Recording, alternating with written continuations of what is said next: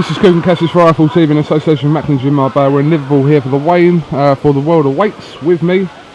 Oh, the world is awaiting whether you've retired or not as well. What are you doing? I don't know, mate. I'm still making my mind up, to be honest with you. I'm in training, I'm back in the gym. Finding it hard at the minute. But just baby, late nights, new baby, and then getting into daddy mode rather than fighter mode at the minute. But I'm enjoying it. It's this nice. It's brilliant being at home with the kids and my missus and getting a bit of fishing in while I'm at it as well. So I've got a bit of time to myself for once. But I'm back in the gym, so I'm getting a bit antsy now. I'm getting a bit of itchy knuckles already. So we'll see. I was going to come and say congratulations on the birth of your baby. So obviously you've been there before, many sleepless nights, and you know what? I don't know, the first time I was a bit of a dickhead, to be honest with you, and I wasn't really there much. I was fighting at about a month later, if I remember rightly, when Paul was born, and I was only a kid anyway. I was only young. I was only 23, so I didn't really get stuck in as much as I should have done with the baby. So this time I've made sure I've been there as much as I can and tried to do as much as I can, but I'm still hopeless. You know what I mean? She's a brilliant mum, and she's been doing great. Was his birthday yesterday, was it? Paul's birthday yesterday, yeah. He was 9 yesterday, and he had all the family down the house. He's having a party next week, so that'll be mad. There's about 20 kids coming to the house next week. Nice. Yeah, the day after that one. Yeah. You want to start the house. I'm telling you. Huge chance for your brother Stephen to cement his place and get that world title shot, but it's straightforward for him. He beats Boshiero and he'll be lined up with a world title fight. That's it. Listen, Liam's got his world title fight and he didn't have to win an eliminator for it. I remember when Eddie was talking about the possibility that Abraham wanted to fight me, and it was a chance of, do you want to have a final eliminator against, say, someone like, I don't know, Stieglitz, or someone like one of the other kids in the top 10. And although I felt that the won them fights, why? You just want your world title fight, you just want to jump in straight away. Why take any risk whatsoever? Stephen's got to take this risk, and he's got to have this fight to get his world title fight and to get to the chance of achieving his dream. And I say that all the time, but it's cheesy, but it's true. It's your dream. It's every fighter's dream is to be a world champion. If it's not, then why you're in the game? That's what you should be doing, what you should be aiming for. But Stephen's got a chance, and it starts tomorrow night. He's weighed in. He's done everything right. He's trained great. He's in great shape. And tomorrow he's got a chance to cement that world title fight, whatever it may be. Obviously, Liam fights October 10th. Callum fights November 7th against Rocky Fielding. Interesting fight. Obviously, there was a little bit of talk, but it was always between your Abraham fights about you and Rocky Fielding. But now your brother Callum's fighting him. So, what are your thoughts on that? Because I think. My thoughts on the talk for the Abraham fight, he called me out twice when I'd signed for Arthur Abraham, twice. It's like me going and calling Fielding out now. I want to fight Rocky Fielding. It's never going to happen. He's fighting me brother. He's not going to, he's not going to come and fight me when he's already signed for the fight. And that was the case twice with me. But I was trying to explain that at the time. What's the point in calling me out? I'm fighting for the world title. Why would I want to fight someone like Fielding when I'm fighting Arthur Abraham in Germany, top of the bill for the WBO title? It just didn't make sense, and anyone with a pair of brains or a bit of brains about them knew that. But that's what was happening, and that was that. But he's fighting Callum now, and he's fighting for the British for Callum, which I vacated. Again, I had the chance to fight Andre Ward, and I went over there and took up both hands. So the British title became meaningless to me. I've had it for 3 or 4 years on and off, and I've won it twice, so it's not that really appeals to me anymore. I believe I'm above that. But Callum, I also believe, is above that, wants to win that, because he wants to make sure that the four brothers have all won British titles, which will never ever be done again. I think I can confidently say that, and I think Callum will win that and win well, and show everyone, not just how good he is, but show everyone what we've all been saying for a long time about that fight and about how good Callum is. Interestingly, I spoke to your brother Stephen yesterday. I said, when you were a bit younger, I know obviously there's years in between you, but I said, did you ever talk about who would win a world title first? And they kind of expected you being like the older to have done that, but obviously possibly. Liam looks like he's got the best chance with his fight coming up first on the 10th now. I've said this, I hope it's Liam. I hope it's Liam first, and then possibly Stephen if he gets his shot next, because it looks like Stephen will probably get his after that. But you never know in boxing. The way things were going. If you rewind 3 years back, you'd have never have said that. They got a world title fight first, and you know Callum hadn't even turned pro then, so there was no talk about Callum either. You'd have expected Stephen, the run of form he was on, to rush through and get the world title first. So everything changes in boxing, and it's very unpredictable. But let's hope the three of them all get a world title as soon as they can. And you know, if and when I make my mind up, I'd love another shot, another chance. But you know, who knows? It's, as I say, it's a strange game, boxing. Ask your opinion about George Groves. Obviously suffered a third world title defeat to Badou Jack. Not 3 fights to Badou Jack, you know what I mean? Yeah. Over the weekend on the Mayweather undercard.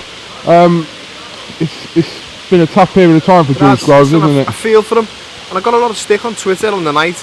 I was scoring the fight on the night, and I gave it to Jack by about 4 rounds, possibly 4 points. I think I had it 116, 111 I had it, but I just scored it as I saw it. And a few people were saying I was bitter, and I didn't want to sort of come across that way. But why would I be bitter towards Groves? I get on with the lads.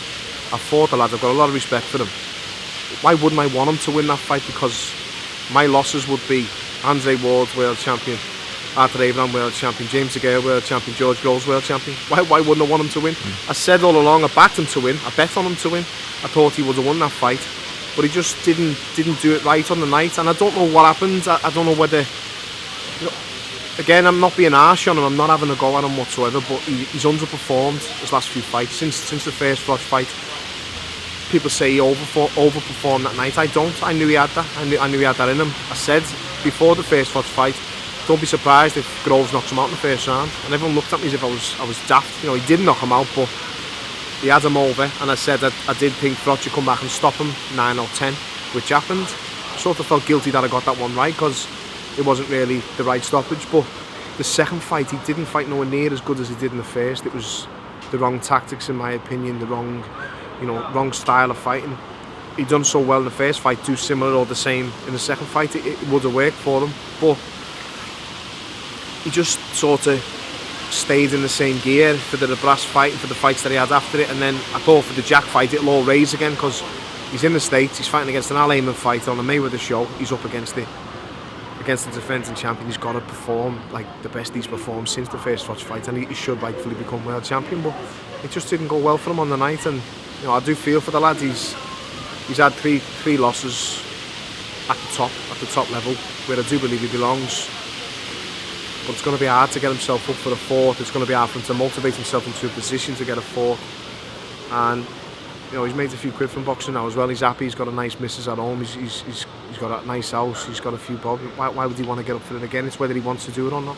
There's a few fighters currently fighting that have challenged for the world title on several occasions, haven't been successful. People like Martin Murray's fought for it 3 times. Macklin, yourself, George Groves.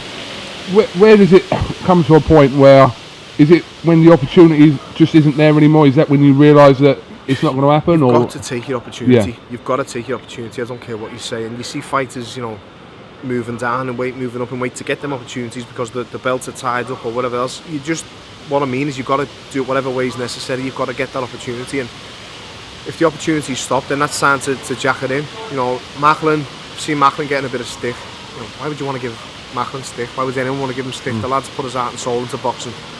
He's one of my very good mates, Macklin, and I'm not just saying it because he's my mate, but he's grafted his balls off all his life. He's smart, he's articulate, he knows the game inside out. He's put everything into boxing, he's just fell short. Box Golovkin fell short. What was the shame in that? He beat Sturm in Germany. I'm adamant to that. He should have been world champion. Martinez, quality fighter. It's just unlucky. It's just happened, but he could get another shot. And there's people out there begrudging him because he's had 3 already. Why? Why what's the limit? Yeah, that's what I was asking. Why? What's the limit? Who are you to say that he doesn't deserve it? He's grafting his balls off still in the gym. Same with Martin Murray. He's just fell short. He's lost to Sturm, Martinez. People think he beat Martinez in Argentina exactly. as well. He had him over. He's done great. He's had 10 or 11 rounds with Golovkin. I think it was a 10, was it? He's 10 or 11, I can't remember. Yeah, 10 or 11. Just to last that long with someone like Golovkin is a... Sounds bad, but it's sort of an achievement in itself because he's a quality fighter. He's one of the best out there, barring Mayweather Award.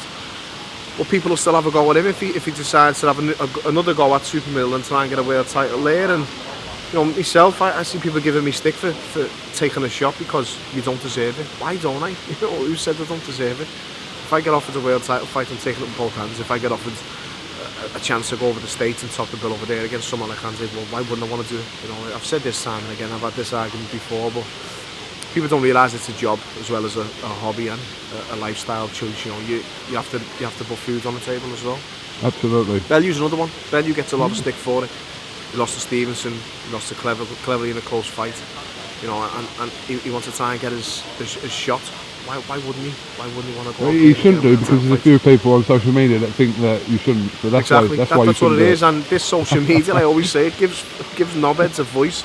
It gives like fellas in the Mars back room who've never fought in their life. Everyone's entitled to their own opinion. And interest. Yeah, but it gives them you know, it gives them a chance to think that opinion's relevant because a few Twitter nerds follow them.